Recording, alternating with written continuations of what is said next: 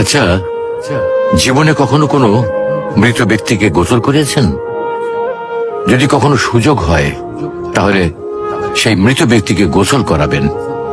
তখন খুব কাছ থেকে দেখবেন মৃত মানুষের দেহটা কতটা অসহায় লাগে, মৃত্যুর পরে মানুষের দেহ কতটা ভয়ের কারণ হয়ে দাঁড়ায়।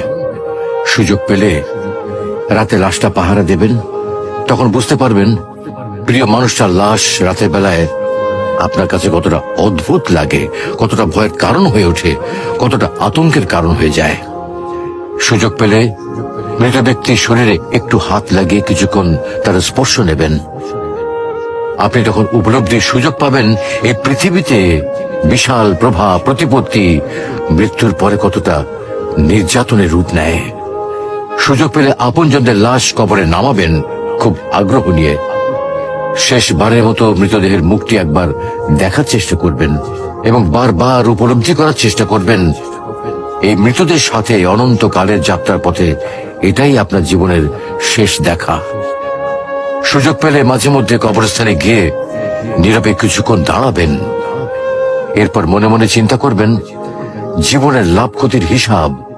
এই মৃত মানুষগুলো এই পৃথিবীতে কি করে গেছেন, কাদের রেখে গেছেন। যাদের রেখে গেছেন তারা কি কখনো এই মৃত মানুষগুলোকে স্মরণ করার জন্য কবরস্থানের আশেপাশে একটি বারের জনকে দেখতে আসে?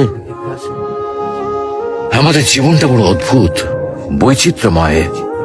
আমরা এর জন্য ওর জন্য, ধন সম্পদের জন্য, ঐশ্বর্যের জন্য, বাড়ি গাড়ি টাকা পয়সার জন্য কত মায়া দেখাই, আগ্রহ দেখাই, আরো চাই আরো চাই আমাদের।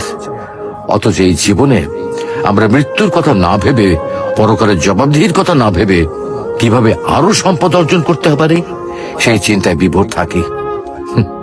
হায় রে জীবন, এখনো সময় আছে, ফিরে আসুন মহান রবের দিকে।